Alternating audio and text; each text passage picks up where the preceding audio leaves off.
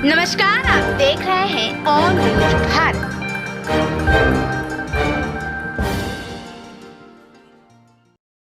राजद ने ballot paper की गिनती पहले कराने की मांग को दोहराया। राजद द्वारा चुनाव आयोग से आगामी लोकसभा चुनाव में ईवीएम से पहले पोस्टल बैलेट की गिनती कराने की मांग दोहराई है। आज बिहार के मुख्य निर्वाचन पदाधिकारी द्वारा सभी राजनीतिक दलों की बैठक बुलाई गई, जिसमें राजद ने अपना पक्ष रखते हुए कहा कि जब मतगणना के अंतिम परिणाम की घोषणा पोस्टल बैलेट की गिनती करने के बाद ही की जाती है, तो उसकी गणना पहले कराकर उम्मीदवारों को प्राप्त मतों की घोषणा करने के बाद ईवीएम की गिनती कराने में भी उतना ही समय लगेगा जितना पोस्टल बैलेट की गिनती बाद में कराकर अंतिम परिणाम घोषित करने में। चलिए सुनते हैं नेता प्रतिपक्ष का क्या कहना है।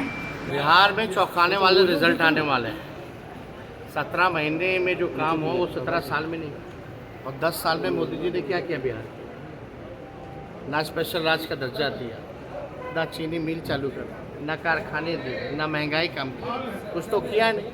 उल्टा जब सरकार में आए हैं तो पेपर लीक करा दिया। आप बताओ, अद्भुत है ना। हम लोगों ने 70 दिन के अंदर 2 लाख लोगों को 2 बार में परीक्षा करा करके कम समय में 2 लाख लोगों को नियुक्ति पत्र बांटे। ये बीजेपी की सरकार आती है, पेपर लीक हो गया। अब पेपर लीक हुआ तो अद्भुत है, एडमिट कार्ड के पीछे उत्तर लिखा हुआ है। जो बच्चे, जो नौजवान जिनका भविष्य खिलवाड़ ये लोग कर रहे हैं उनके भविष्य के साथ, जो तैयारी, जो मेहनत वो करते हैं, जो उनके पिता आर्थिक रूप से जो सहयोग करते हैं बच्चे को पढ़ाने में, वो सारा बर्बाद हो जाता है। ये तो अद्भुत है ना कि कैसे हो जाता है। 17 महीने में आज तक कोई सुना था पेपर लीक का? उससे पहले सुने होंगे पेपर लीक होता था हमेशा, लेकिन इस बार हो गया। तो बिहार में चिंता मत कीजिए, हमेशा बिहार की जनता ने देश को दिशा दिखाई है। इस बार चौंकाने वाले रिजल्ट आने। आप लोगों को कितने सीट शेयरिंग पर कब तक फैसला हो जाएगा? बुला के बता दिया जाएगा। आप लोगों को कितने सीटें पर लड़ने की बात है इंडिया गठबंधन की बिहार में? हम लोग इंडिया गठबंधन 40 सीट पे लड़ेगा। सबसे बड़ा महापर्व जो है उसकी शुरुआत हो गई और हम लोग बहुत ही कॉन्फिडेंट हैं और पूरी तैयारी हम लोगों की हो चुकी है। और हम पहले भी कहे थे कि बिहार जो है इस बार चौंकाने वाला रिजल्ट देगा। हालांकि बहुत सारे टीवी चैनलों ने अपना सर्वे किया है, उनका काम है, उनका प्रोफेशन है, लेकिन चौंकाने वाला शब्द इसलिए हम कह रहे हैं कि जो अंडर करंट जो है लोगों में, खासतौर पर बिहार के लोगों पर 2 चीज़ें देख रही है। 17 साल बनाम 17 महीने, और दूसरा केंद्र सरकार के 10 साल में बिहार के लिए क्या किया। बिहार को ना स्पेशल पैकेज मिला, कोई भी काम जो है बीजेपी की सरकार ने, एनडीए की सरकार ने कोई काम नहीं किया जिसका क्रिटिसिज्म माननीय मुख्यमंत्री जी और उनके अन्य मंत्रियों ने भी किया। और हम लोगों का तो पुराना जो मांग रहा, जो हम लोगों ने आरक्षण बढ़ाया था महागठबंधन के लोगों ने, जो 75% की जो सीमा की थी भाई, उसको शेड्यूल 9 में करने का, वो भी कोई काम नहीं किया। भाजपा में जाते ही मुख्यमंत्री जी कुछ बोल नहीं पा रहे।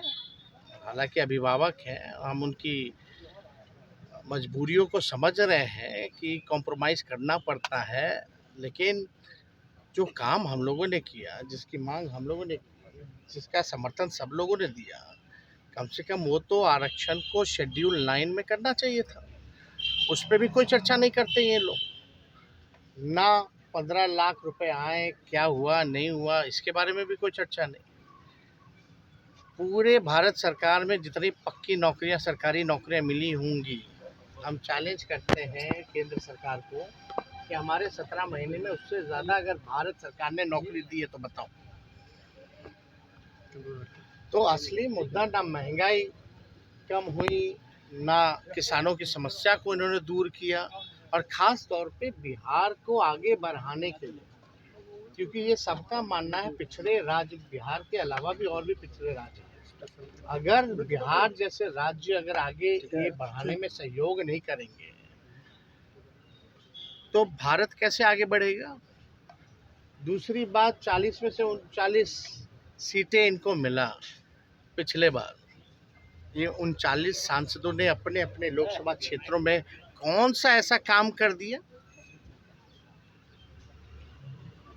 कौन सा ऐसा कारखाना केंद्र सरकार ने यहाँ लगवाया। हम लोग 17 महीने थे तो 50,000 करोड़ का MOU निवेश जो है इन्वेस्टमेंट, उसका हम लोगों ने करवाया था, जो यहाँ इन्वेस्टर मीट हुआ था। लालू जी जब केंद्र मंत्री थे कई कारखाने रेलवे के यहाँ दिए, 90,000 करोड़ का मुनाफा दिया, कूलियों को परमानेंट किया, कुल्हड़ किया, हर बजट में किराया भाड़ा जो होता था उसको कम किया, गरीबों के लिए गरीब रथ निकाला, बिहार के लिए कई स्पेशल स्टेशन, हॉल्ट से लेकर के कई ट्रेनें दी।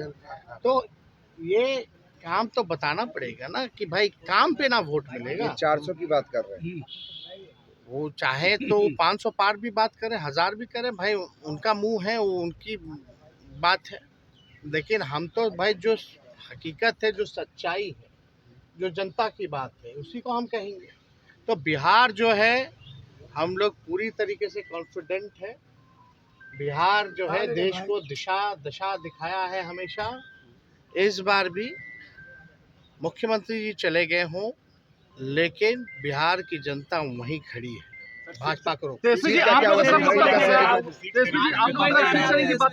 सूचना दे दिया जाएगा। मुंबई जा रहे हैं आप? मुंबई मुंबई में क्या आज मुंबई में दम चलेगा? आज बॉम्बे में है, राहुल गांधी जी ने खुद फोन करके निमंत्रण दिया था, तो आज हम लोग जा रहे हैं। 17 महीने में कोई पेपर लीक हुआ था क्या? और इसी को कहते हैं असल माफिया राज। अद्भुत है भाई, सरकार बदलते ही भाजपा जैसे आ गई सरकार में, एडमिट कार्ड के पीछे आंसर लिखा हुआ है।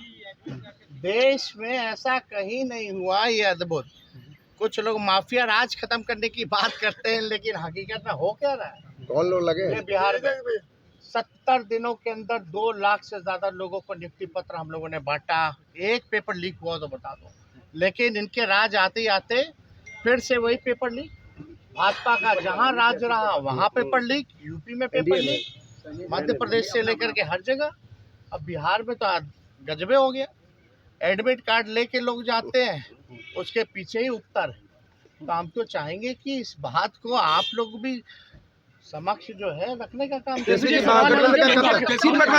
बंटवारा कब तक हो जाएगा?